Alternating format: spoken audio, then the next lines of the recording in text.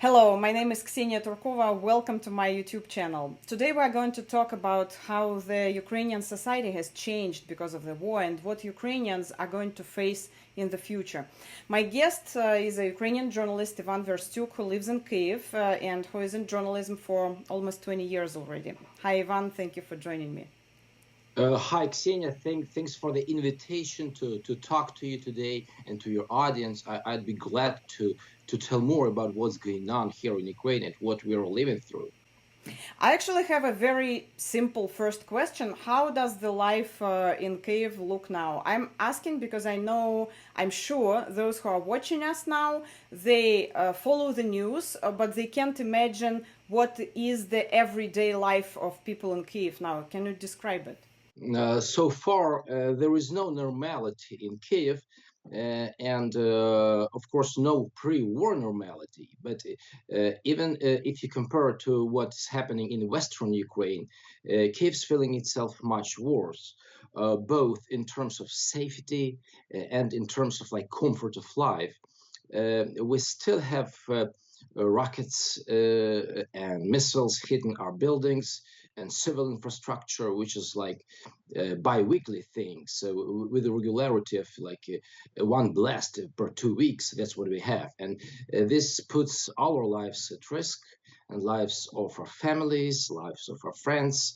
Like waking up to the news about the another like aircraft attacked or another missile hit at Kiev, it's always a tragic experience, and this is hard for us.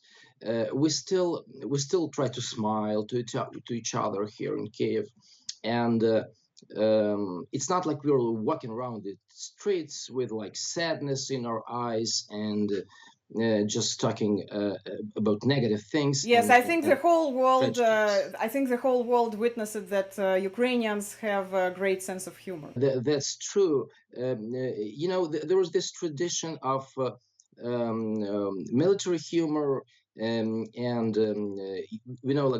the great writers of like Europe and United States who were writing about the war, like whether it was Hemingway or like Goshek, who was a Czech famous writer. They would talk about the war in jokes, which is it can be like the way you talk about the war all the times, but jokes help us emotionally. Like I joke with my neighbors, I joke with my friends every once in a while. It helps because during the war you have so many reasons to feel stressed, you have so many reasons to be sad, and jokes help us in a way. In terms of the atmosphere in Kiev, it's even more complicated because like half of people living here, they want to go back to normal life as soon as possible and whatever it takes. They want the war to be ended as soon as possible, well, in Ukraine's best interest, but still like they want the deadline for the war to be as short as like potentially possible. And the other half of people, they are more about expecting the final win of the Ukrainian army over the Russian Federation, and for them this is important. Then also, I would also add about the atmosphere here in the city.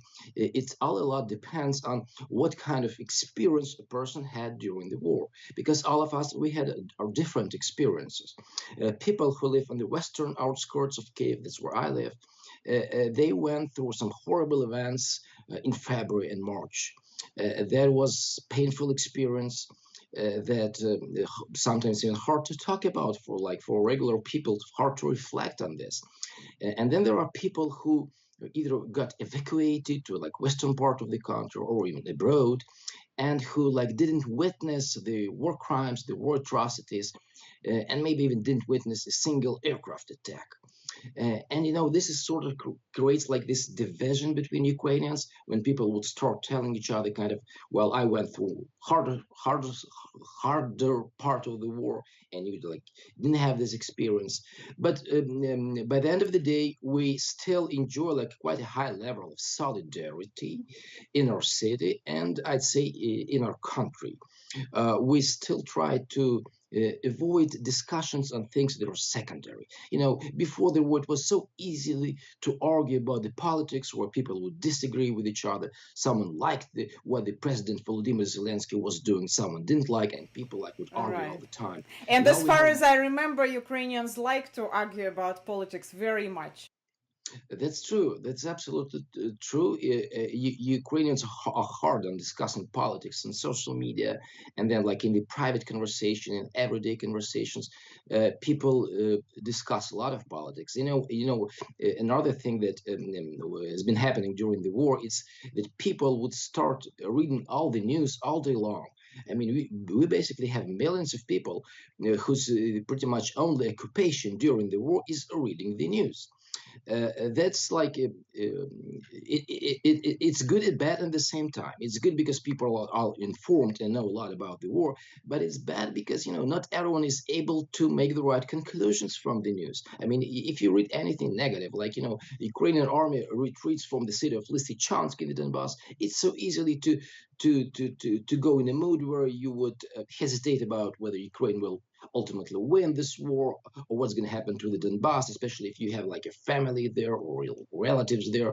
So for journalists, it's important to help people, you help Ukrainians to make the right conclusions about the war. And it's important always when we talk about the war to to produce reasons for optimism. The optimism, well, it's kind of spiritual thing, but on the other hand, it's something that everyone should have during the war. There is no way to survive the war psychologically, first of all, if you do not have like this healthy degree of optimism. It should be like a natural thing for us. But since you are talking about journalism and journalists and their mission, I want to ask you, where is that thin line and border between producing optimism, as you just said, and just maybe hiding something and producing some sort of propaganda? I'm a person who went through like classical journalism in the early stage of my career when I was focused in news. So to me, the answer was easy. You just don't manipulate the news. You don't change anything in the news, obviously. You get it of fact-based and reliable reporting. And my opinion is that people should be allowed to know as many details about the war as they want. I mean, they have to have this like three-dimensional image of the war, so they would easily imagine how does it feel to be in the combat zone, what soldiers feel. That's important. And regarding the optimism, I do believe that it's journalism job right now in Ukraine to produce reasons for optimism. This is an important mission. And it's before the war, we always had this like columns written by psychologists who would just comment general psychology things like family situation or anything else. But now we do understand that psychology is extremely important. Like we as a media, we do provide space for psychologists to comment on what's happening, so people would be able to get over the war emotionally. I mean, it's hard to live through the war, even if you just like reading the news. And for those people who suffered, who lost their loved ones, who get wounded, injured, relocated, lost jobs. For them, it's much harder. So, as journalists, we're kind of obliged to talk with people in a humanly way. We can't be, this classical AP style reporting these days, because we should be adding a little bit of emotion, positive emotion in what we say. This is important to us, and I think this is like a good ethical value to produce hope. This doesn't necessarily imply you should manipulate the facts, not at all. It's about the language you use, like the arguments you use in what you write and what you Right, the write, what choice you of show, and words. everything. Yeah. The words, the wording we use also is extremely important, because the like political complexity of the war is very advanced. We know that we have to explain that even the territories that are controlled by the Russian army, they are still Ukrainian territories, and Ukraine claims them to be their part of this its sovereign territory, and it's in the information sector and information segment, it's easily to get lost with the words, whether something is Russia controlled, whether something is Russia occupied. So it's accuracy. So because words do matter, how you describe the war, and we also see that the Russian propaganda is extremely active, especially in the social media. For instance, I personally still notice the Ukraine Civil War hashtag trending on social media, which is like unacceptable. And I'm sure like those social media companies should take care of those hashtags, because it's not a civil war happening in Ukraine. It's a classical two country sovereign versus sovereign war that has no features of being a civil war. Yeah, it goes back to one of the Russian propaganda narratives about civil war, goes back to when the war actually started. And now we have a full-scale war, but a hybrid war started 8 years ago in Donbass. And I want to underline it for my followers. And I would say that war that started 8 years ago changed me. I remember that I lived in Kyiv, and I just I realized that the war is very close. You can go to your office and you can see a military funeral on your way, and you understand it's here, it's like around you. How did the war, this full scale war, changed your mentality and the mentality of Ukrainian people in general, if we can generalize? That's very, very good question.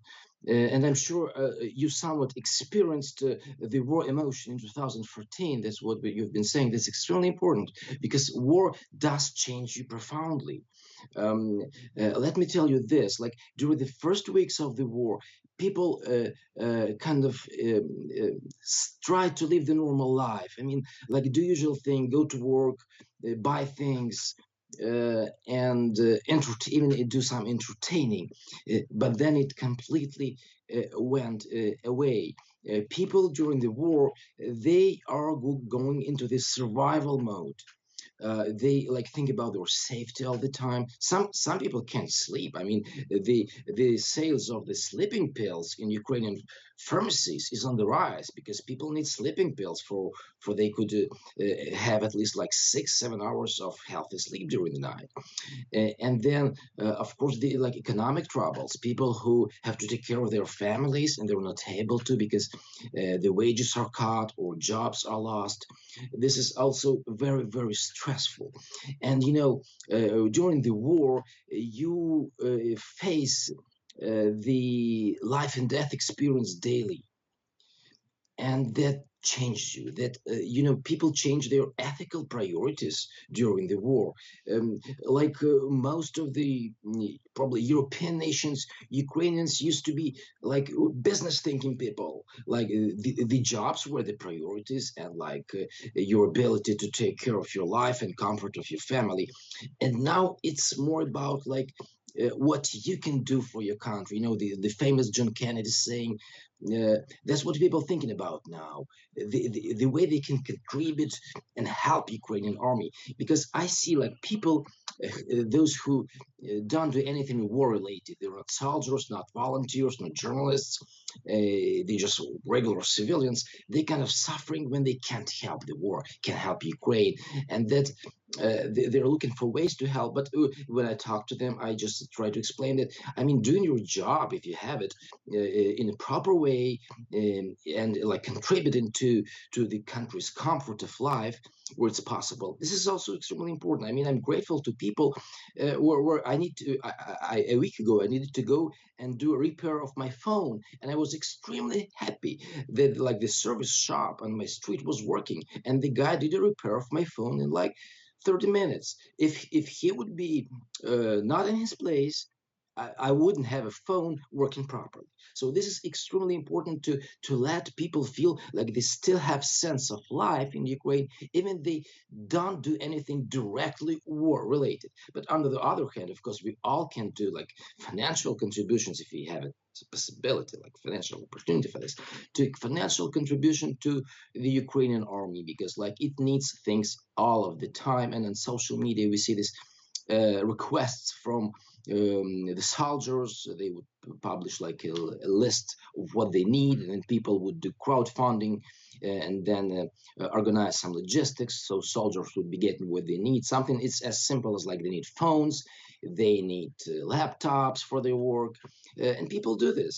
The last part of my answer to your absolutely awesome question would be that the veterans, right? As a result of war, Ukraine would get at least 1 million veterans, people with the war experience, people, and with many of them fighting in the combat zone.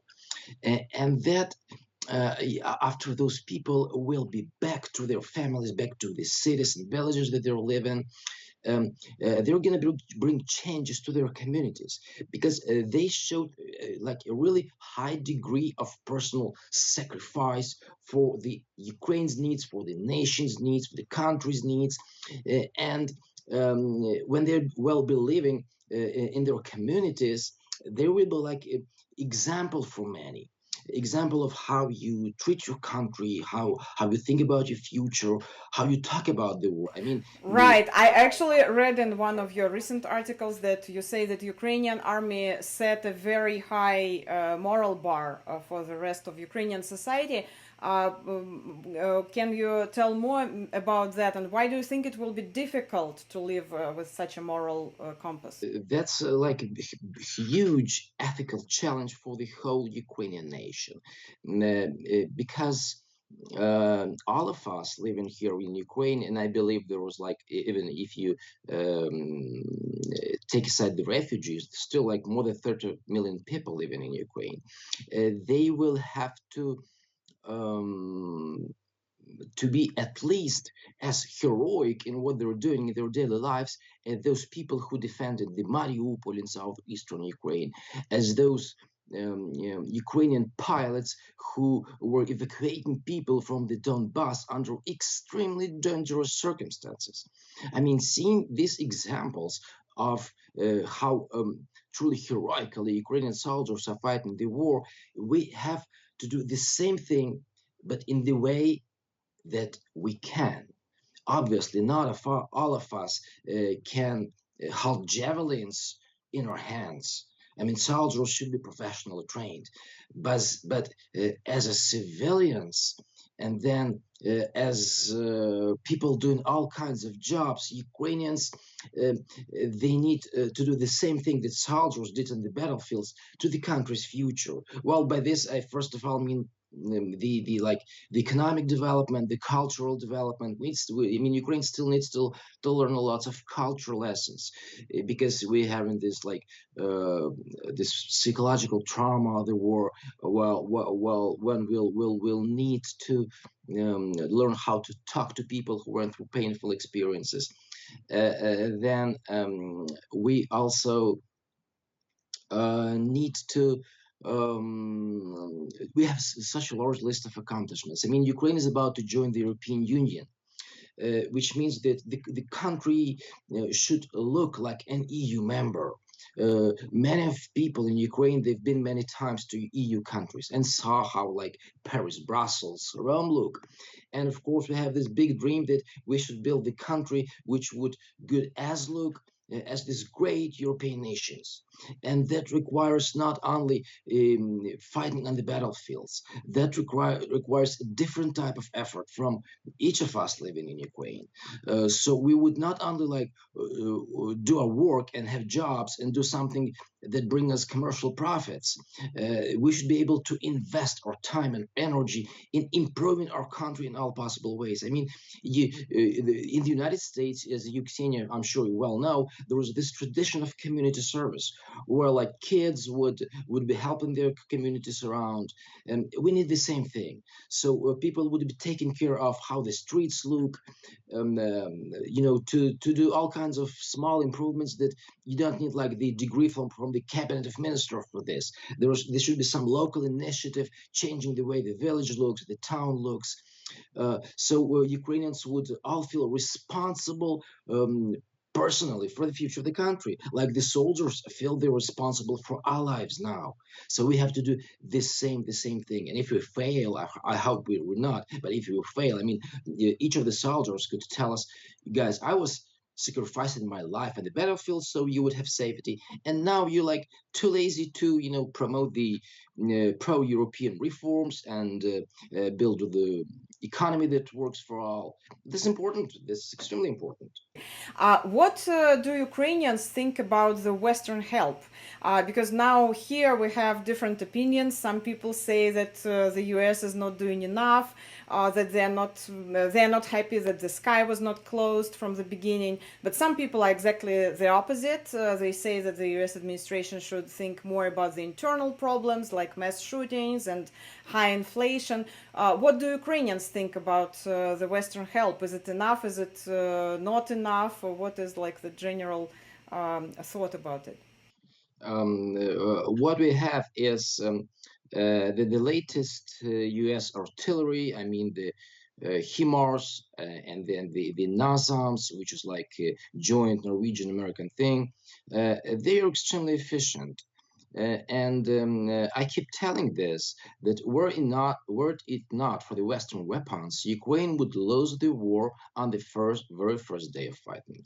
I mean, most of the country would be occupied by early March if we wouldn't have Western support, which is weapons, sanctions, then financial support, then all these great diplomatic moves by the Western democracies in the United States, of course, which is like leading this pro-Ukrainian global coalition.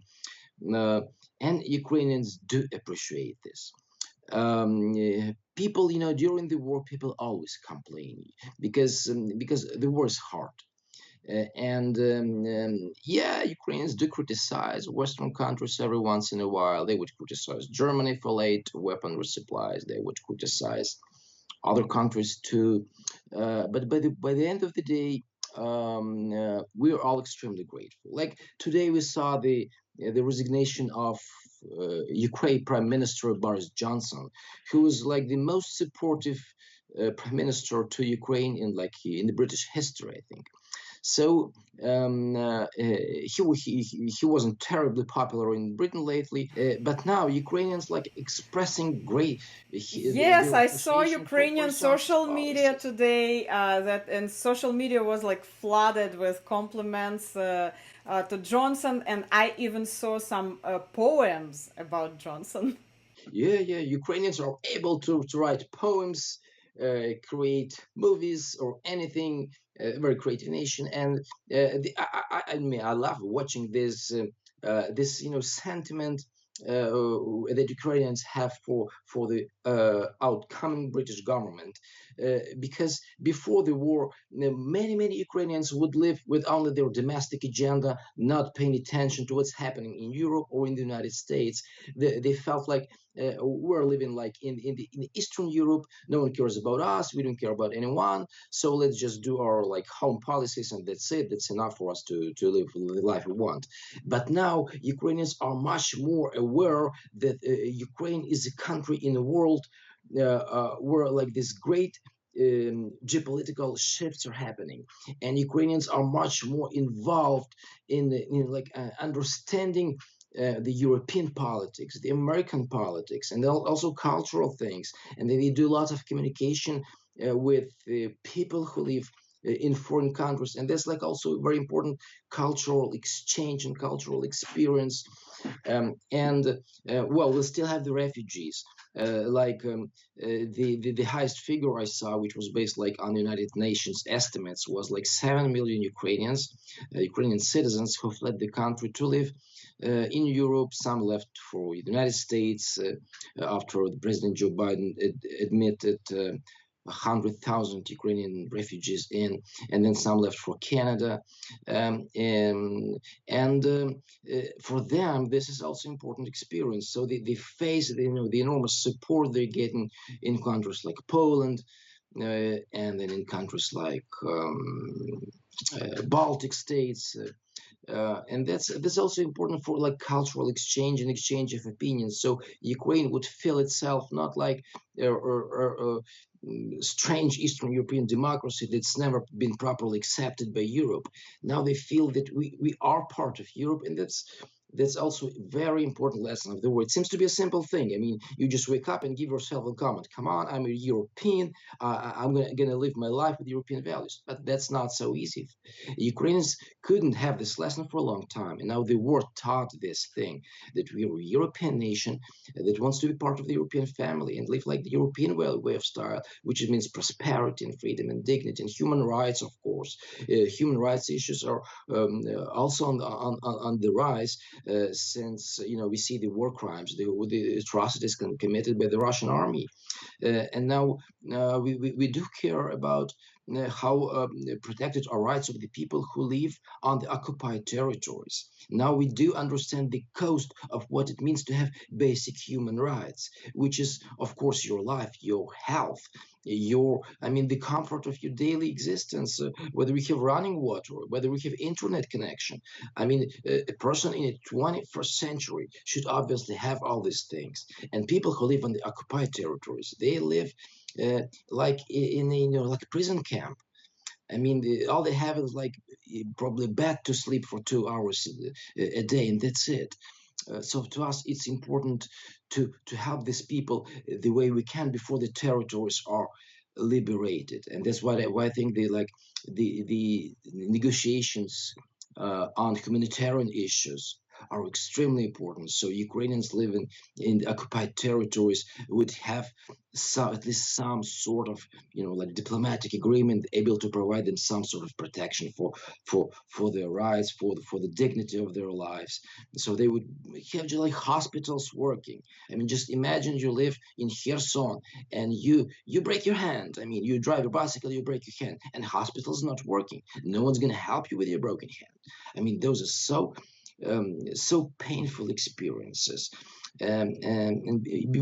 Before the war, of course, Ukrainian media were reporting war in other places like Afghanistan or Syria. But when you read about the war, you still don't get a feeling what it's like. And now, unfortunately, all of us here, we got this feeling of the war. It's like the biggest tragedy that can possibly happen in your life, and unfortunately, it happened to our lives. You made a great point. I think it's very good for the conclusion, for the final, that Ukraine showed the whole world that Ukraine is a European country, and the history is happening now in Ukraine. Thank you so much, Ivan, for that conversation. Thank you, Ksenia. I was happy to talk to you, and good luck. Glory to Ukraine. Героям слава. Ivan Verstyuk, Ukrainian journalist. I'm Ksenia Turkova. Thanks for watching, and don't forget to like and subscribe.